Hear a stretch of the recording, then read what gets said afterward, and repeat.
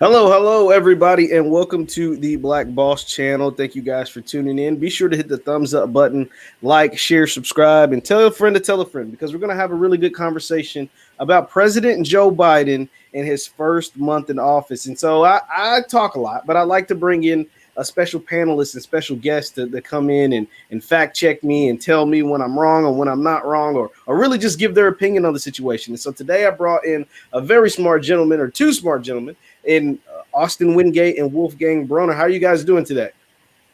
Doing well, man. How about yourself? I'm pretty good, fellas. Okay, so fellas, like I said, we're here today to talk about President Biden's first month. He was inaugurated in January, and since then he has enacted some executive orders. He has done a few things, and it's been interesting to say the least. And so, Wolfgang, I'm gonna come to you first. Like, what are your thoughts on Joe Biden's first? Because I see you're very opinionated on this topic, like especially online and on Facebook and stuff. But what has been your thoughts on Joe Biden's first month in office? He was inaugurated, like I said, in January, and it's now the end of February. What are your thoughts over his first month?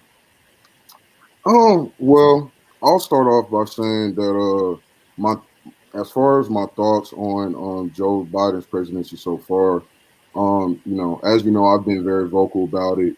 Before the election, I was very vocal on how I felt in regards to Joe Biden, and currently, right now, I'm not, some of my worst fears are coming to pass. I would say, a lot of people said to have faith in him, and a lot of things that we were supposed to have faith in him and haven't been happening, and it don't look like it's going to happen. So, so far, it hasn't been very encouraging to me personally because it was kind of what I've expected. But talking out, decentering myself and kind of centering the collective. I know, being in the NAACP, I know people who worked hard. They organized, went door knocking. Told people, hey, if you vote for Joe Biden, you'll get this, this, and that. And right now, they looking kind of silly because they put in all that work, and and they made all these promises to people that aren't coming to pass. And then additionally, you have to think about the people that the promises were made to. So, and on top of that, we're still in the middle of a pandemic, and it hasn't gotten any better. So, even though there hasn't been as much talk about it recently, the same issues that we were dealing with Trump, they're still happening. So for me, I just kind of feel for everybody out there who they just kind of put their faith in this thing, and it's not coming to pass.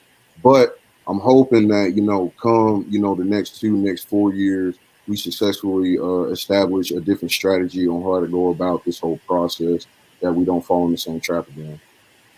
So, Austin, Wolfgang said a lot there. He said that this is not something. This is something that he expected. This is something that has disappointed not just himself, but some of those supporters of Joe Biden. What are your thoughts on some of the things he might have said, and kind of your thoughts on Joe Biden's first month in office?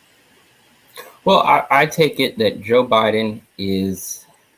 the Biden-Harris administration is dealing with something that's unprecedented in any other administration. They're dealing with trying to get the nation back from 4 years of inconsistency, falsehoods, and distortions, dealing with a pandemic that the previous administration had nothing planned, nothing to do, and trying to fight issues that are dealing with everyday Americans. To Wolfgang's point, there are certain things that people are upset about. He said when we had the special election in Georgia, day one, I'm going to sign and get you all that stimulus package. It hasn't come yet. It just passed the House on Friday. And if you're like me and other Americans, we want that money. We're expecting it, but it takes time. There are certain things that he has done through executive orders. Like you said, he signed 41 of them immediately, but a lot of them don't deal with issues that are pertaining to African Americans. They're just distortional. So I think what needs to happen is we need to keep the pressure on Biden, on the Biden-Harris administration. The small victories they've made are good, but they need to keep up and make up with the larger ones. And if we give up now, we're going to have the same thing we did in Barack Obama's first term, when it comes to the midterm elections. And I don't think we can afford to give the Republicans back control of the Senate or the House. We have a slim majority in the House and a very slim majority in the Senate. So I think what we need to do is take the small victories as we can get them, but also apply pressure to the administration and to those other elected officials. Say, hey, you made promises during the campaign trail, and you need to commit to them, because if you don't, the same way you got in is the same way you'll get out by the vote of the people. Yeah, that's very interesting. Now, Wolfgang, something Austin said. He said that you have to get control now before you allow the Republicans to get back in there, right? Like the Democrats have full majority in government. They have the House, they have the House of Representatives, they have the Senate, they have the presidency.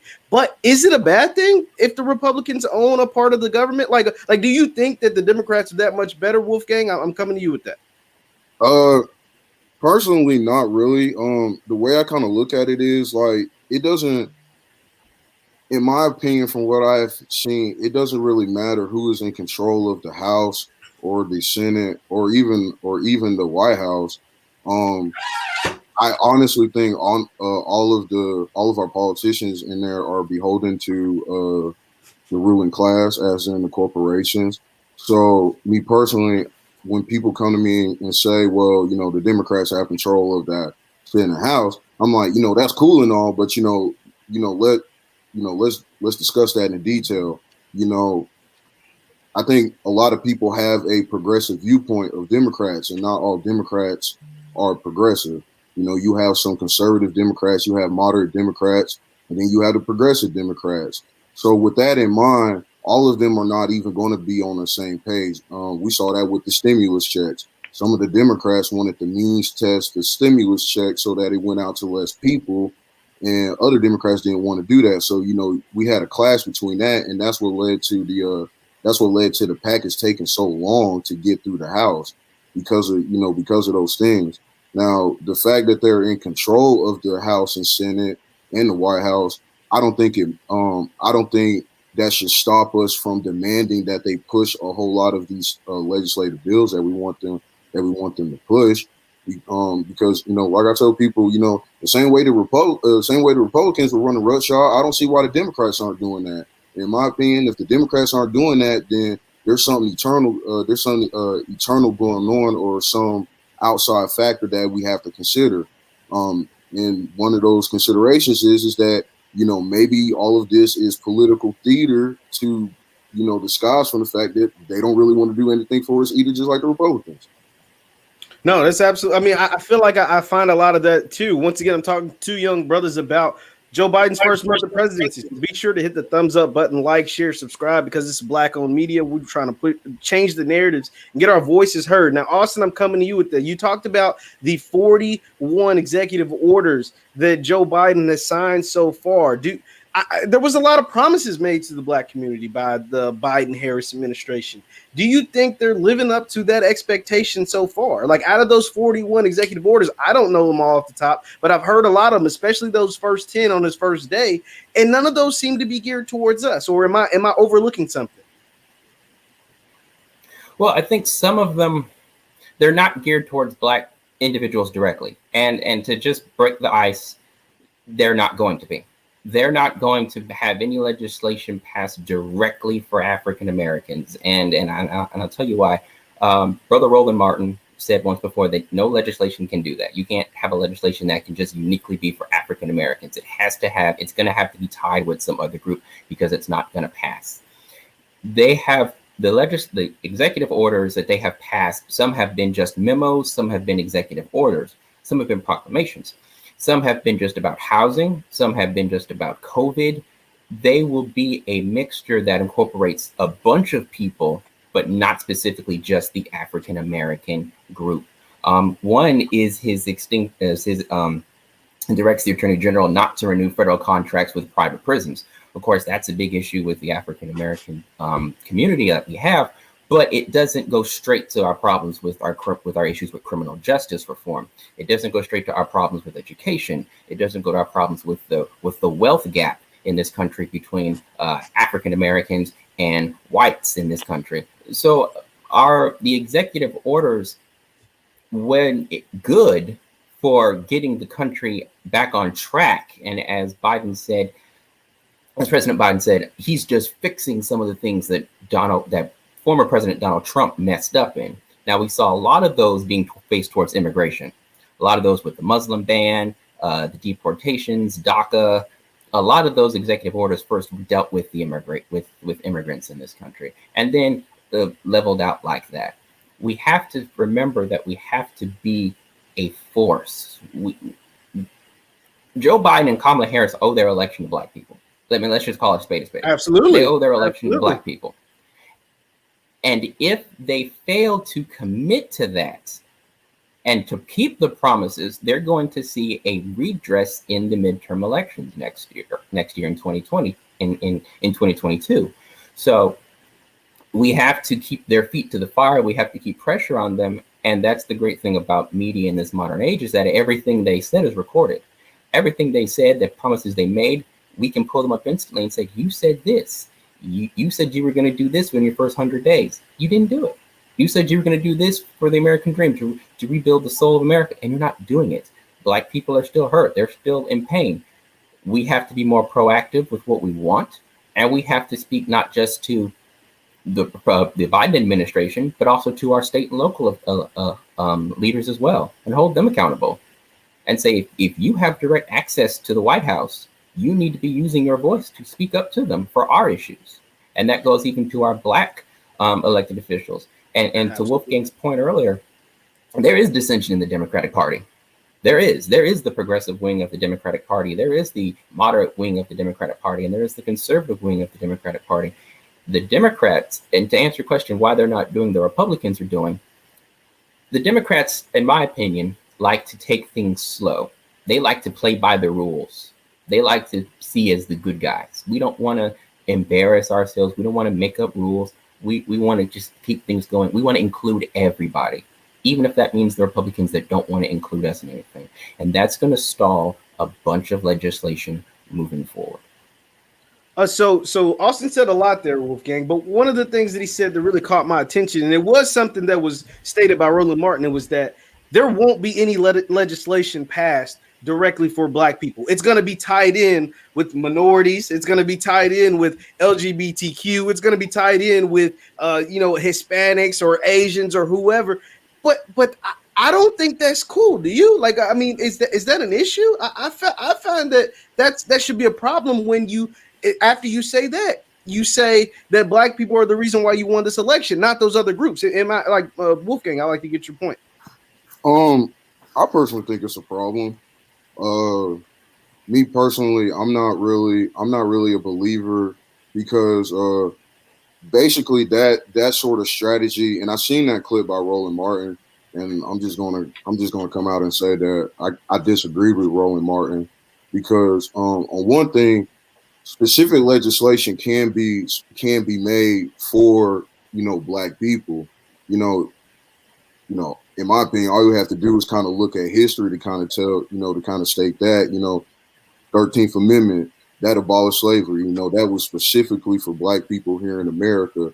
So in my opinion, for Roland Martin to kind of come out and say that legislation can't be made specifically for Black people, it's kind of ahistorical and misleading, especially when, in regards to Biden's executive orders, we have seen that he has passed specific legislation for other groups.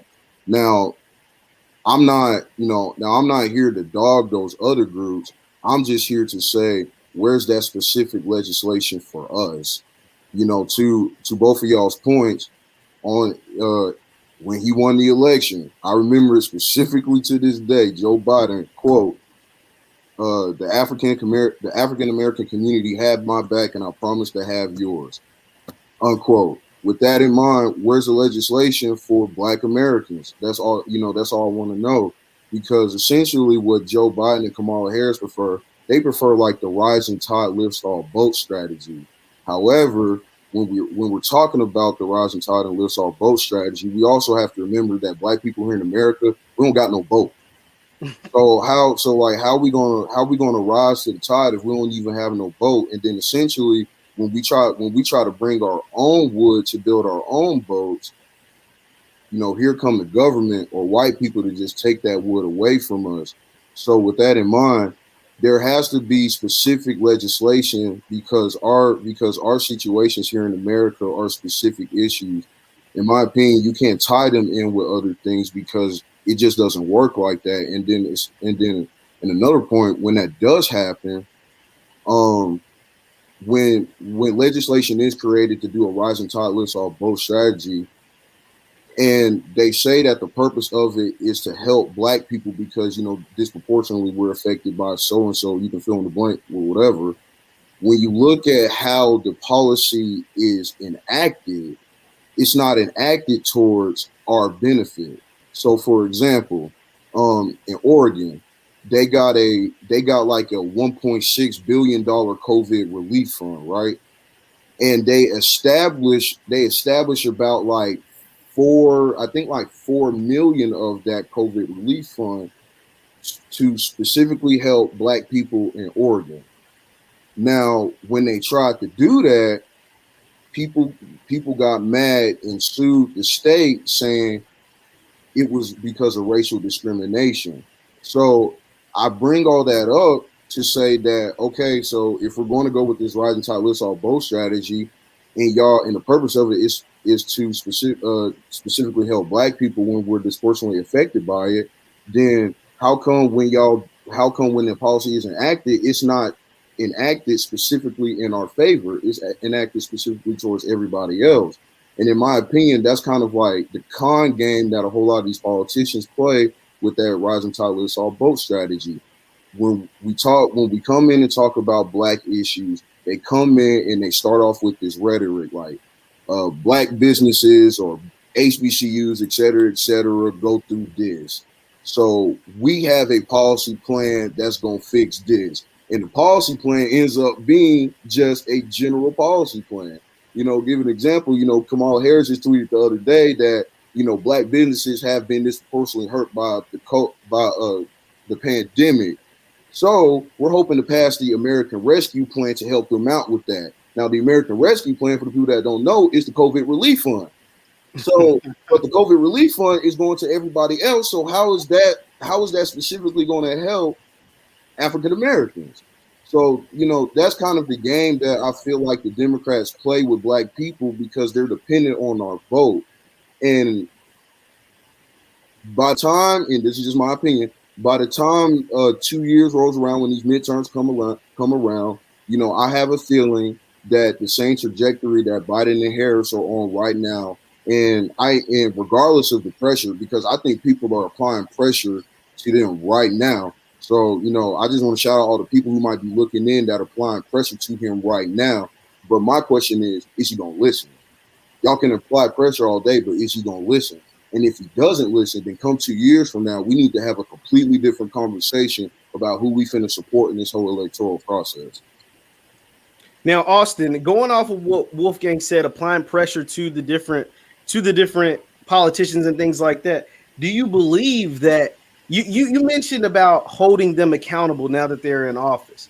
But there's a lot of people I know in this chat, and let me know yes or no if you believe this, that you should apply that same pressure or held them accountable before they got in office, right? Like you should have to earn my vote and let me know that there is going to be specific policy, but when you get in office, I don't need to try to get you to do it now because you already got my vote. You locked in for 4 years. Now, is that something that you believe? Like, do you believe that people should withhold their vote until those specific legislations, but those specific policies for our people? We're talking about Black people. We ain't talking about no other group of race. We're not talking about Asians or immigrants or whoever. We're talking about Black folks. Like, do we think that we should actually hold them accountable before we elect them? And that way we are ensured that we don't get lumped in with everybody else. Is that a thought that makes sense to you?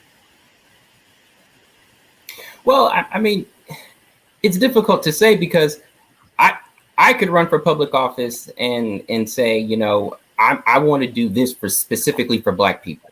Okay. But if the Black majority is not the majority of the people in my district that are going to vote for me, I've already lost a portion of the electorate right there by making that one statement. It doesn't matter if I believe it or not. It's the fact that I made it. I think what Black people have to do is we have to start believing what we see and believing history, believing what people have said and have done over the years. it fascinates me when politicians get up there and say, and they go around these speeches every 2, 4, 6 years, and they say, send me back to Washington and I'm going to do this. I'm, here in Kentucky, the old saying, send me back to Washington, I'm going to bring back the coal jobs, and they're never coming back. They're gone. Send me back to Washington, I'm going to fight for your rights. They're steadily taking them away every day. To hold our vote hostage, I don't think is going to matter at the end of the day, but I think Wolfgang made a very good point. We'll just move our vote to another sector, or even scarier than that for any politician, we just won't vote, period. Yeah, but I like what you said.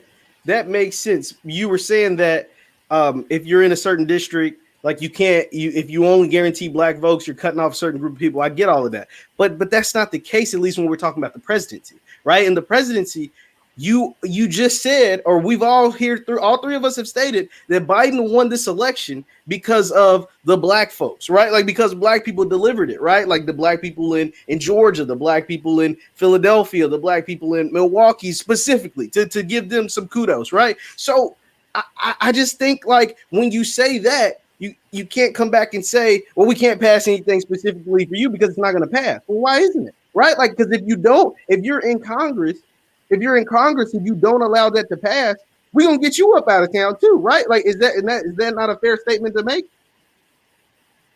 It's a fair statement, but it's very hard for one politician to sit, especially running for the House in Michigan, and say, or we'll take a better state in Georgia and say, I'm going to do this. I'm going to pass this piece of legislation. They get elected, and then they go to Washington, and then they have to deal with the real political intrigue in Washington, the real underbelly and the real backstabbing that goes on in Washington. They may go to Washington with great intentions. They may go to Washington with great bills. There's been a bill in the House since 2019, HR 40, to do exactly what they're doing now with the looking into reparations for African Americans, sponsored by Representative, and give me a second, I have it right here, Representative Lee out of Texas. That was placed back in 2019. And now Joe Biden has just said, when it comes to reparations, I give it the green light to look at the study of it. It's that keyword, look at the study of it. I'm not saying, because he even said that on the campaign trail. He said, we need to do a commission and see what it looks like. How to handle it. That's how they weasel their way around certain things, to say, well, we'll just take a look at it. We'll study it and see what it does. So it's very difficult for politicians to sit here and say, I'm going to do this for you, and then get to Washington or your state capital and then actually deliver on it. Because that's one voice speaking against them having to go against the power broker, and especially if they're a freshman congressman or a freshman senator. Then it gets really difficult. Yeah, I mean, there's definitely some truth in that. Wolfgang, Austin brought up the study of the reparations bill. What was your thought when you heard about that, and what are your thoughts now? Me personally, I kind of agree with Austin. Why is it a study? In my opinion, we know what happened. Why are we doing the study? Feel what I'm saying? We have a lot of economists, scholars out there who have specifically studied this issue, and they know exactly how to do the redress. So in my opinion, doing a bill that's for a study of reparations, in my opinion, it's just a way to get around it, because I personally don't see why we need to study when the information is already out there. The foundation has already been, the tools and the foundation have already been laid out there. Why would you keep on asking questions when the tools and the foundation are already there? And, when I ask myself that question, the conclusion I come back to is like, okay, you're either not seeing the study, which, I have about 5% faith that it's that option, or you're just sitting here, essentially capping with people and, pretty much like, giving them a whole lot of faith, saying, hey, we're going to study reparations, and we know what that does to some people. When you put that information out, you say, yeah, we're going to study reparations, so people get this expectation that reparations is going to come. But we have to sit there and think for a second. Again, we mentioned history a while ago. The history's there. We know it's there. The information is there. We know it's there. Why not use the tools that are already there and say that we're just going to do a study. Who's going to be doing that study? Because for all I know, you talking about setting up a commission to study reparation, and the commission gonna be filled with a bunch of white folks. Yeah, yeah. I mean, it makes it's like crazy. It's like, how do you have a study about something that's for black folks? It ain't no black folks. I mean, ain't no black folks on the study. Like that sound. I mean, that almost sounds like lunacy, right? Like it almost sounds like, oh my God, Austin. I want to ask you this: do you believe? Once again, I'm talking to Austin Wingate and Wolfgang Broner. These are two brilliant black minds, and this is a conversation that you're not going to find everywhere. So be sure to please hit the thumbs up button, like, share, subscribe. That way everybody can listen to this conversation, because it's not something you're going to see on cable television. Now, Austin, what I want to hear from you, and I'm curious to hear what Wolfgang has to say too, but a lot of times I feel like, at least with the Democratic Party, and I think I'm seeing it right now, there's a lot of bait and switch, right? Like I give you all of these promises and then I don't deliver. I switch it out for something else. Like I get you riled up on, during the summer we saw the police, the killing of George Floyd. It was all stuck in the house and we saw George Floyd die on camera, right? So a lot of people riled up about that. And we were literally protesting, marching, doing all this stuff.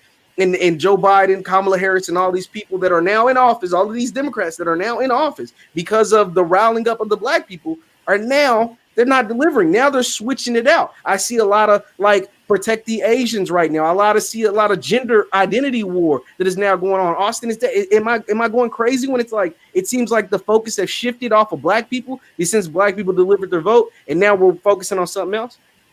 No, it's not crazy, Jeff, and that's the problem with American politics. It happens every 2, 4, 6 years that we focus on black folk when it's time for the election.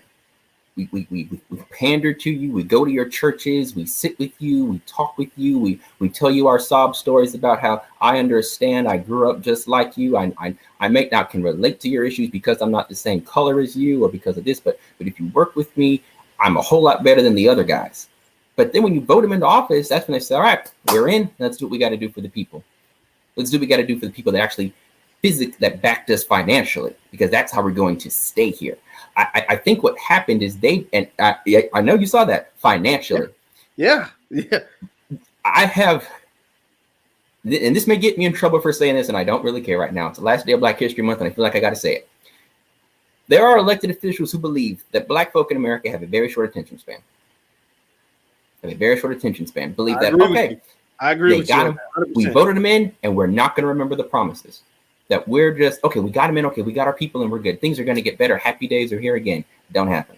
We've been dealing with criminal justice since before any of us on this camera were born, before any of us and our parents were born, and I guarantee you we're going to be dealing with criminal justice issues after our kids are here and our grandkids are here, and furthermore. Because it's a complex, it's just something that happens. There are other groups, and you mentioned the Asian American groups. That was an executive order that was passed by Joe Biden to look into them being attacked, and whether they're being attacked because the former president kept calling Corona the China virus, and you had Americans keep attacking Asian Americans, Pacific Islander Americans, because of their ethnicity or how they were. But they're getting a small taste of what black folks have having to endure since day one. Not since 1865, not since 1877, not since 1900, since 1619. And I don't see any major legislation that's come out to say, stop it. For us specifically, to say, stop it. And that's the problem. Like, that's what I would consider the problem, because like you said, no disrespect to the Asian community. There have been some violent attacks from what I've read or whatever. And I get that, like that's happened. But like you said, they had policy that now follow that's behind them. There's been no policy for black folks, not since the 60s, it seems like, right? And even that policy only seems to be getting us in the same circle, because back in the Civil Rights Act and all that stuff was passed in the 60s. But it looks like at least the black wealth gap has grown, not shrinking. Different thing, black employment has grown, unemployment has grown, not shrinking. So these things are issues, I would imagine. So I want to ask this, Wolfgang. I'm going to share my screen and I'm going to show you something, because we're talking about different groups and it seems like policy is following them outside of us. And Wolfgang, I'm going to show you this tweet that was made by Joe Biden's official account. It says, quote, "Let's be clear. Transgender equality is the civil rights issue of our time. There is no room for compromise when it comes to basic human rights. I'm going to read this one more time. This is from the official Joe Biden account. I swear on everything. This is Twitter. I'm on there. There's the blue check, everything. It said, let's be clear. This is President Joe Biden. He says, let's be clear. Transgender equality is the civil rights issue of our time. There is no room for compromise when it comes to basic human rights. Wolfgang, when you see that tweet, what is your immediate reaction? I know what mine is, but I want to hear from you. Honestly, it sounds like you're talking to the white folks when he says that. When I first see that tweet, and to kind of break it down, I would say the reason why I see them doing the bait and switch is because if people understood how class and the racial system is set up in America, the reason why they're doing the bait and switch in regards to the Asians and the LGBTQ community is because unfortunately they exist within that buffer class that, you know, at times they can identify as white and get benefits of white society, but they also suffer from anti-black racism. Now, when I say all that, I'm not going out here, you know, saying, you know, I hate Asians or I hate LGBTQ or anything like that, because we do have to understand that there are black people who are LGBTQ, but we also have to remember when it comes to that issue like that, we also have to keep our blackness first. Absolutely. So in regards to that, when I see them, you know, saying we need to stop Asian hate or transgender equality is the issue of our time, it seems like they're caping to the white folks based off of my understanding of how the system is set up. You know, sorry to say it, but that's just the way I see it. Because, you know, yes, you know, honestly, I haven't. You know, I've seen small reports of Asian Americans, you know, being discriminated against. So I'm not going to sit here and, you know, spew no hate that way.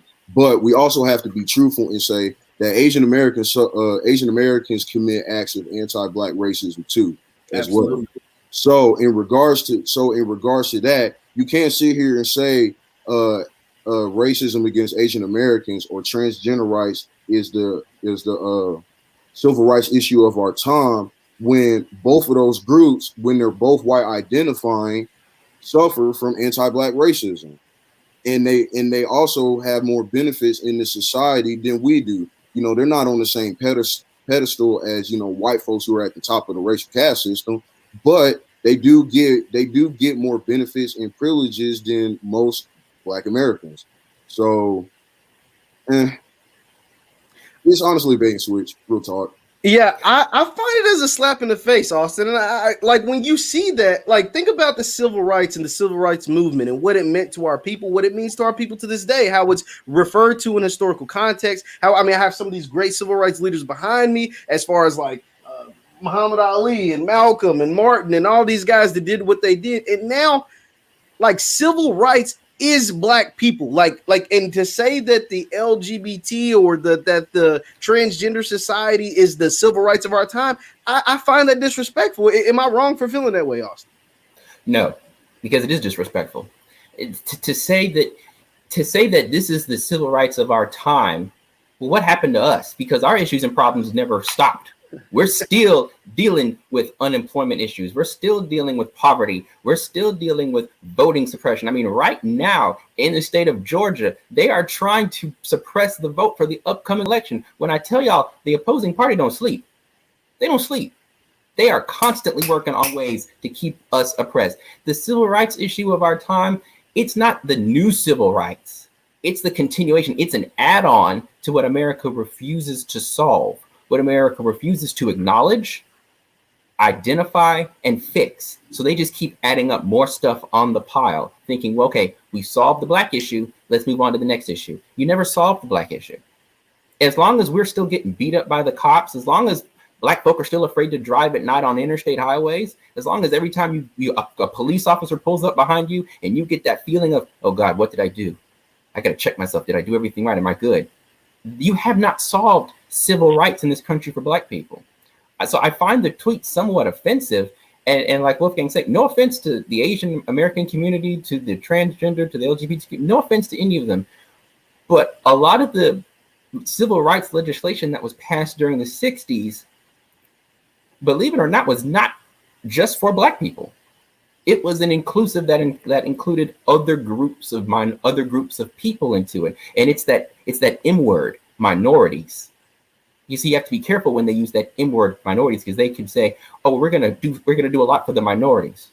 Who are the minorities you're talking about? Because women are minorities, African Americans are minorities, gays and trans and lesbians, they're minorities. That group, that word minorities, has got not so much stuff plugged into it that it has diluted any good that could come just specifically for us. Yeah, we may get a little bit of piece of the pie, but it's not enough to quench our hunger. We got a little bit of it, but we're still out here hungry. We're still here with violence in the streets, poverty, drugs. The war on drugs has been going on forever. You mean to tell me the United States government can't end the war on drugs? Really? When they started it, how can you not end something that you started? If we be honest, right, the crack epidemic was started by the government. We know about the CIA. If you watch the Social Snowfall, you get a real good dose of it visually, right? So I want to talk about this. We touched on it a little bit, but it's the reparations aspect, and I want to say that we know that we're owed reparations. Like that's not something new. We're not reinventing the wheel when we say that. But when you come out and say that you're just going to study it and you're only going to look at it and potentially pass it, like, do you guys think in your lifetime, I'll start with you, Austin, do you think any form of reparations bill will ever be passed? No, not one worthy enough that dignifies my ancestors and what they went through. No. They will try to pass a civil. I'm sorry. No, go for it. I'm sorry. They will try to pass a reparations bill watered down by saying, well, we're not going to give you money. We're going to do this. We're going to do this. We're going to do this. We're going to give you these lukewarm type benefits that you already should have had as American citizens, instead of giving you what you really deserve. And the problem is you're going to have individuals that are going to say, well, I don't want this. I want this. I don't want this. I deserve this. And that's what the government's going to throw in our faces. I guarantee you, keep an eye on it. They're going to say, well, we don't know what to give them because we can't make everybody happy. But if you look at American history, we gave reparations to people that we didn't even affect. After World War II, we gave reparations to Jewish Americans. We gave reparations to Japanese Americans after our government interned them in camps because they were of Japanese origin. We gave money to Native Americans, and they're able to do what they've done. But our people, specifically our people, have built this country. And I challenge anybody. Nancy Pelosi said it herself that the Capitol, D.C., was built on the backs of slaves. And the people that built this country, their ancestors, still can't get what they're justified or owed. So to answer your question, no, I don't think within my lifetime I'm going to see a reparations bill that is worthy enough to be called a true American reparations bill. Wolfgang, I'll pose the same question. Do you believe you'll see any form of reparation legislation come through the United States government? True. I'm not gonna say no because truth be told, I don't know what's gonna happen in my lifetime. Now I will say I don't think it's gonna get passed through the Senate. Truth be told, the last time I was on here, I brought up reparations, and as I've thought about the subject a little bit more, in my opinion, and this is gonna be a wild opinion, I'm gonna say, when it comes to reparations, I think that's something that unfortunately we are not going to get from the white folks by asking. It's something we're gonna have to take from them. So in regards to reparations, I also think that we as Black people, as part of the African diaspora, we have to think a whole lot bigger. So when I think about reparations, I want land, I want protection, I want all the money back from all these white institutions that have stolen, our wealth from us. So I want all of those things in regards to reparations. And to Austin's point, even and honestly, I think that day will come. It might not be in my lifetime, but I think that day will come. When we do get those reparations, to Austin's point, it will never make up for the things that white folks have done to us historically. you know, forever. You know, it will never make up for it. However, I do think once we take those things that are rightfully ours, we can build a better future for all of us. So Yeah, no, I totally agree with you. I think, and Wolfgang, I'm coming back to you with this. Do you think that at some point, not to say that we should secede from the United States of America, but you talked about owning land, you talked about economics. It comes down to economics, and that's why I really refer to Dr. Claude Anderson a lot, because he talks about powernomics. The reason why we aren't the power brokers here in America is because we don't have the wealth. Black people only own point half of 1% of the wealth in this country. And so that is why we don't get those certain legislations. And that's why you can see Jewish Americans or whoever else, name your other favorite group, get certain legislations passed because they have a lot more money behind them. They have money behind them. So Wolfgang, I'm going to ask you this. Is it going to take Black folks to either withhold their vote or just kind of start their own things, a lot of their own businesses, to try to separate themselves in a certain way to get a lot of things done? That way, politicians, whether you're red or blue, to kind of come and say, okay, we're going to deliver because we see we can't win without you all. Is that something that's going to have to take place? Yeah, I think both of them will have to take place because I kind of see on one and the same. If we get to the point where we're going to have to withhold our vote, then that's going to require us to make sure that the masses of Black folks here in America are straight. So, in regards to your question, I think both of those things are tied in and of itself. Me personally, when we get to 2 years or the 4 year mark and nothing has came our way from the Biden Harris administration, then in my opinion, withhold our vote or in mass vote for somebody else. Because here's my whole thing: like I need our people and everybody to kind of wake up from this illusion that we only have two choices. If you believe that we only have two options when it comes to this electoral process, then I hate to tell you, you've been watching too much of the media, and you probably got indoctrinated a little bit, because the Republicans and the Democrats are not only our options. We you have other parties out there, and even when you look at the data, 62% of Americans, just kind of like centering like Americans as a whole, 62% of Americans prefer a third party. However, that percentage is not reflected in our electoral process, and I think that requires us to ask questions like, well, how come that's not reflected in the electoral process? And I think once we ask those questions, we'll start to see kind of the con game that both parties are playing. But in regards to that, you do have other options on the ballot. You do have the option to withhold your vote. You do have an option of a general strike. All those options are there. So when I think of voting, yeah, it might take us to withhold our vote, because clearly we have been seeing that throughout Joe Biden's whole primary process and up until he won the presidency, the only way he got in there is off the Black vote. Period. Point blank. Period. I don't want people to come here and say Latinos did it or Asians did. I don't want to hear that.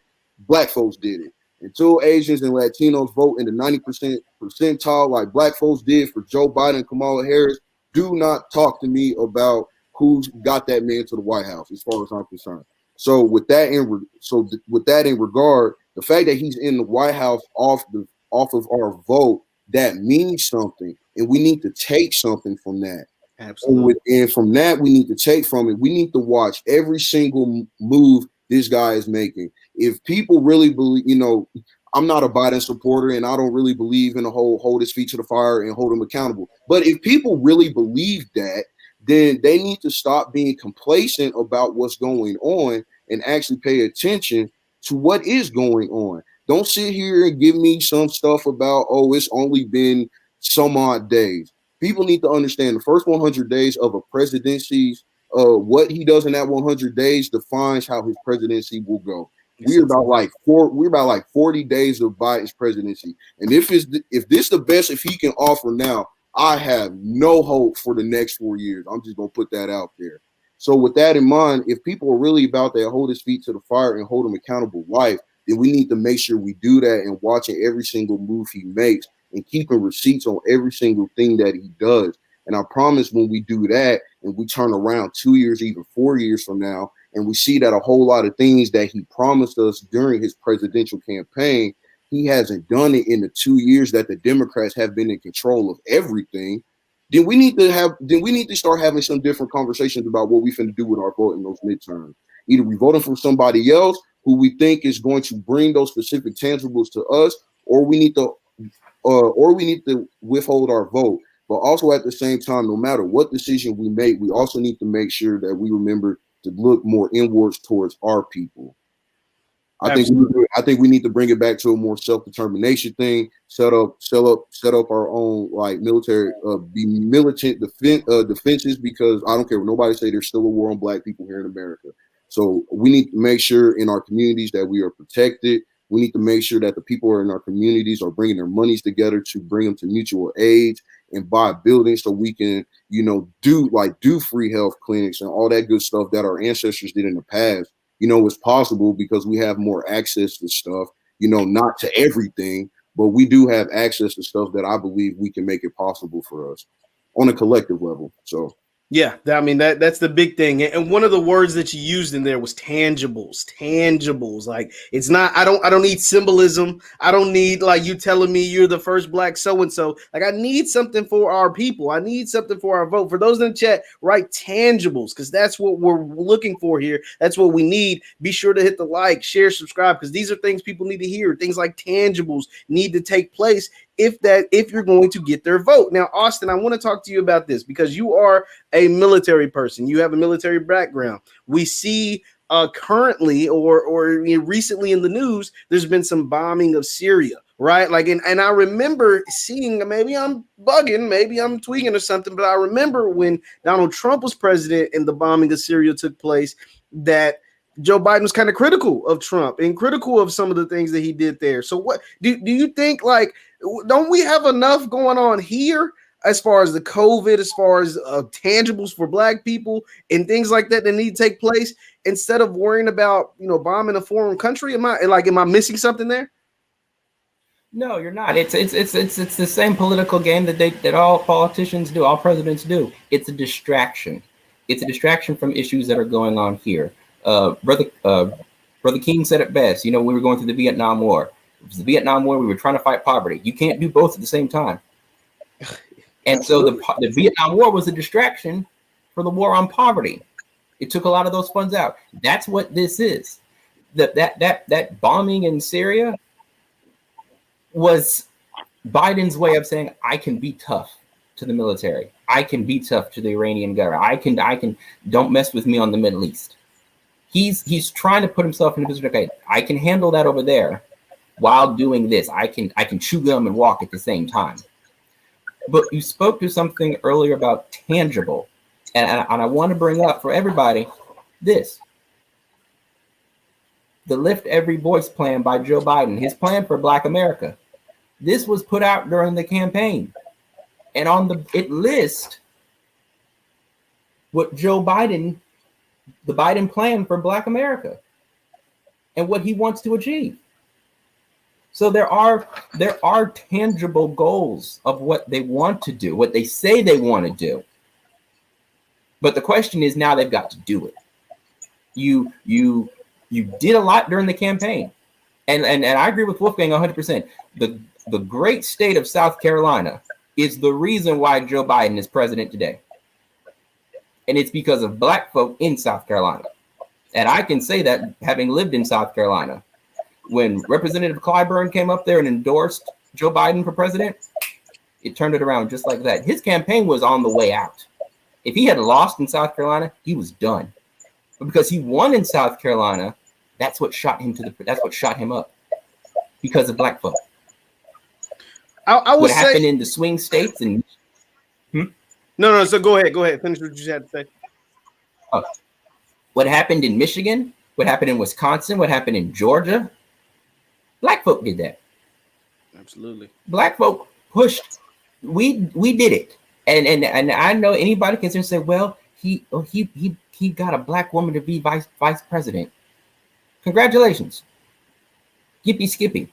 That should be more of an incentive to get done what we need to do. I'm sorry, a woman of color They make sure a woman of color to get the incentives that we have to get done, especially one from the state of California who sees these issues. Joe Biden getting elected to the Senate was from Black people from Delaware. And so I agree 100% with Wolfgang. We need to see tangible evidence, not some proclamations, not some sayings, not some, well, I believe this, I believe that. It's good you believe it, but what are you going to do about it? Because, and I'm just going to throw this out here, if January 6th was a bunch of Black people, things would have been different. Granted, January 6th was when former President Trump was in office, but it still goes to say, had it been a bunch of Black people doing that, it would have been different. No, absolutely. Absolutely. Now, what I will say once again, I'm talking to Wolfgang Broner and Austin Wingate, with two brilliant Black minds, and we're just discussing Joe Biden's first, I think Wolfgang said, first 40 some odd days in office, and there's a lot that's taken place so far. And one of the things that we saw recently just passed was the stimulus checks. Wolfgang, we saw that the 1.9, I think, trillion stimulus bill has now passed. And again, it still got some work to do. I think it has to pass. It's passed the Senate, right? If I'm correct, I think it either passed the Senate or the House, and now it's going over. But one thing that I will say, it's all due to COVID. And COVID has been something that's devastating. It's something that rocked this nation and rocked the world, unlike something we've ever seen before. But there's some people out there that'll say the COVID aspect is being overblown, in that Black folks need something outside of just what's encapsulated with these COVID bills. Are they wrong when they say, hey, COVID is dangerous? Like, people are dying. They're real deaths. Like, those numbers aren't just numbers. They're actually people. But I think the numbers of Black people that are dying and the numbers of Black people that are disproportionately, being affected is a lot worse than what's taking place with COVID. So just how you're working as fast to get the COVID stuff passed through, the stimulus checks and the COVID relief, that you should be working that diligently and that tough for our community. Wolfgang, are those people correct when they say that? No, I think they are correct. And just to kind of take it back, to be honest, like Biden hasn't been doing enough in regards to COVID to begin with. So I think that point needs to be understood. So far, in regards to the pandemic, Joe Biden has been doing the same thing that Donald Trump has been doing. Pushing schools to be reopened. Not doing a mandate for people to wear masks, just telling people to wear masks. Now you got the CDC coming out saying folks got to wear 2 to 3 masks and stuff like that. You got Dr. Fauci coming out here, flip-flopping on what's going on with COVID. Same thing he was doing when he was working with Trump. So from my viewpoint, Biden hasn't really done anything different from Trump to address the COVID issue. Now, in regards to the COVID issue, it that also has been disproportionately affecting Black people. But also, to your other question, yes, he also needs to be paying attention to Black people as well, because outside of COVID, there are other issues that we care about. We're not going to be in a pandemic forever. So with that in mind, what happens outside of this? You feel what I'm saying?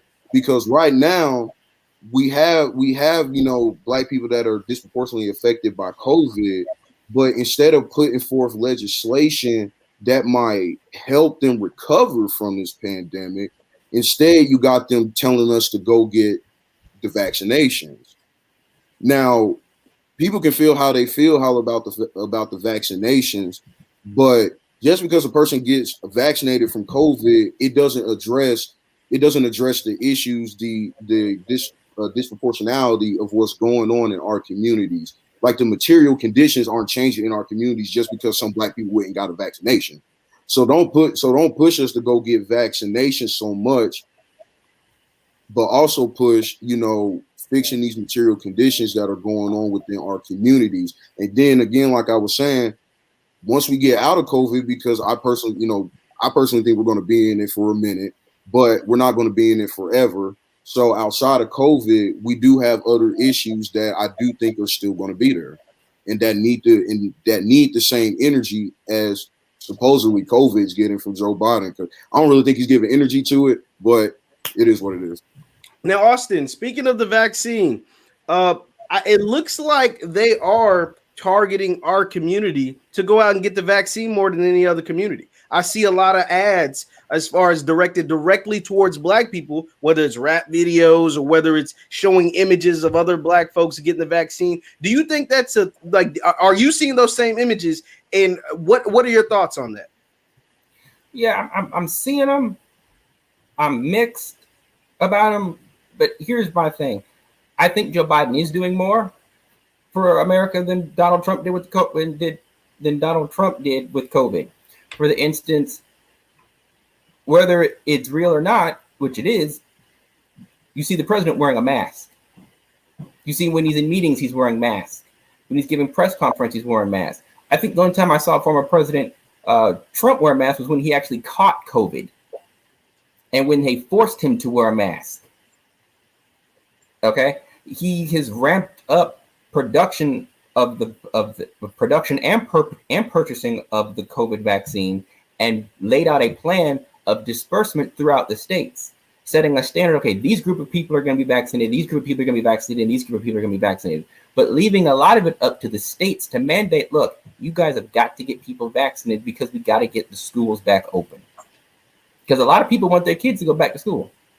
This online learning, this learning from home is not working out for a lot of people. They realize I got to get my kid back in school, but I'm not going to send my kid back to school unless it's safe. So they get the teachers vaccinated first, and then they go back there. I'm just saying this because I see it here in Kentucky. Teachers are getting vaccinated. They got to wait a certain amount of weeks, and then they go back. Johnson & Johnson just got approved by the CDC for their vaccination, and it's just a one-time thing. But you have to look at the percentage of what Johnson & Johnson versus Pfizer and the other vaccine. I think when we look at COVID relief, the COVID relief package, that $1.9 trillion has so much more in it than just those stimulus checks. It's got the benefits that if they don't pass it by March 14th, I think it's March 14th. Yeah, March 14th deadline, all those benefits go away. Those unemployment benefits that people are going to get. Because they're getting $300 now a week. In the COVID bill, it's $400. If they don't pass it, it goes away. The eviction assistance that they're getting, that goes away. The COVID bill is so large and it encompasses so many things, but people also have to understand, and to answer your general question about COVID, I think people should get the COVID vaccine. I'm just going to get out here and say it. I think Black people should do it. We have a fear because of what happened to us with the Tuskegee experiment. That is a lingering issue in Black people from what the government did to us then and not wanting to get the vaccine now. But we also have to see that we are dying at a larger rate than any other group of Americans.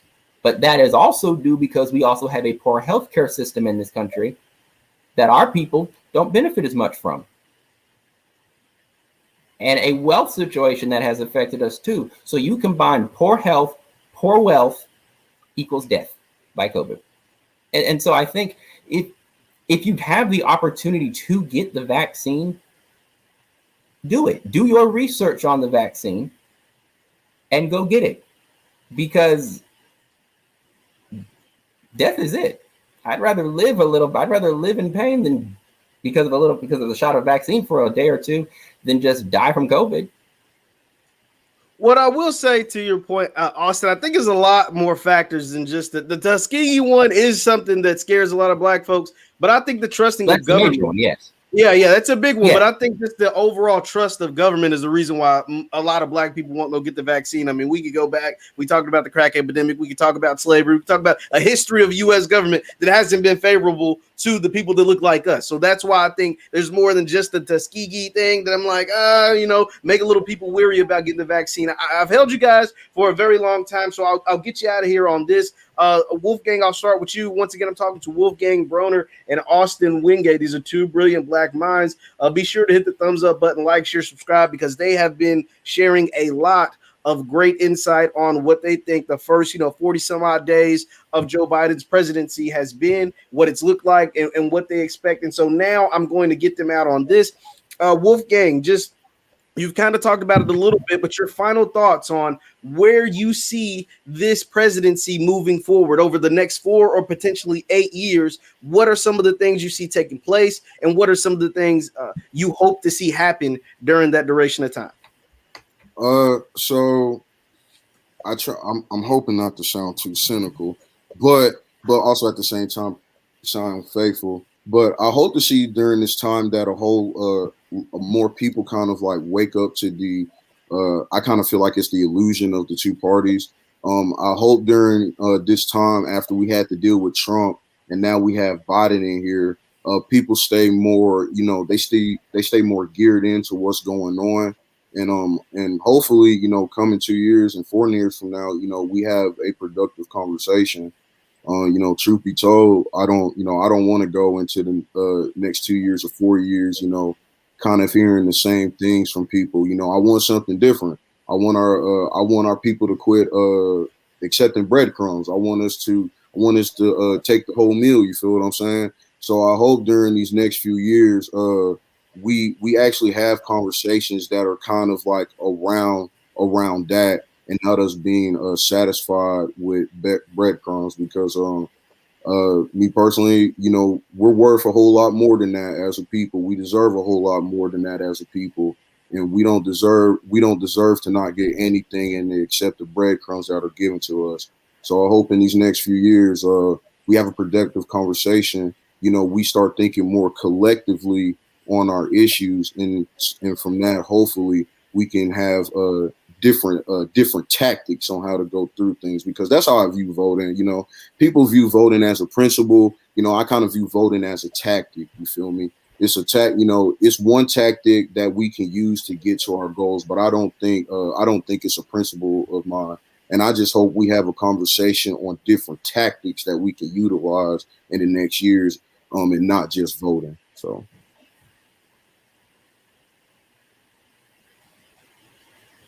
Looking like my mic was muted. Austin, the floor is yours. It looks like you have the next 4 years of Joe Biden and potentially 8 years of the Biden-Harris administration. What are some of the things you hope to see over the duration of that time, and what are some of the things you expect to see during that same time?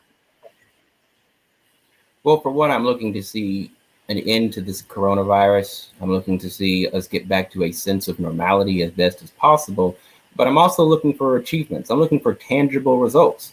He made campaign promises during this campaign to America, to unify America, to unify and better the soul of America. I'm looking for that. But I'm also looking to see, what are you going to do specifically for certain groups of people, for African Americans, for Asian Americans, Hispanics, for the LGBTQ community? What are you going to do for all of us? There are so many issues that we have to fight. And I'll tell you one thing, we're entering an age where we're not the group that's just going to roll over and say, okay, well, because I'm a Democrat, I'm going to vote for you, or because I'm a Republican, I'm going to vote for you. No, some of us would rather just not vote. I mean, I voted, and I'm going to vote, but I haven't solidified who I'm going to vote for. But I will say that achievements have to be made, or else if not, we're going to have a return of what happened during the Obama administration, when the Senate flipped, the House flipped, and we're back under a different set of control, and then nothing's going to get done. So we need to see tangible achievements. The plan has been put out there, what he wants to do, how he wants to help African, how he wants to help Black people in America. The plan is out there. It's on his website. It's still there. They never took it down. It's still there. Go take a look at it. Get involved. You can't sit on the sidelines and expect someone to do the work for you, because believe it, there are other folks out there fighting to get what they want, and they're going to get it. And we have to stand up and fight like we've fought since day one to get what we want in this country. So I would tell everybody, you have to get involved in the political spectrum. Not saying you have to get involved with the Democratic Party or the Republican Party. You have to know what's going on in your state capital. You have to know what's going on in DC, because if you're not at the table, you're on the menu. If you don't know what's going on, and I agree 100% with Wolfgang, I'm tired of getting small little breadcrumbs when I know I deserve a huge piece of that pie, and I'm hungry for some pie right now. Absolutely. Well, once again, I'm talking to two excellent young brothers, Wolfgang Broner and Austin Wingate. Thank you guys for tuning in with us tonight. Be sure to hit the thumbs up button, like, share, subscribe to get this conversation, because it's not a conversation you're going to see on television. This is not a conversation that's going to be broadcast on your CNNs, MSNBCs, Fox News. This is a conversation that we have here, and conversations we have here all the time on the Black Boss channel. So thank you guys for tuning in, and we will see you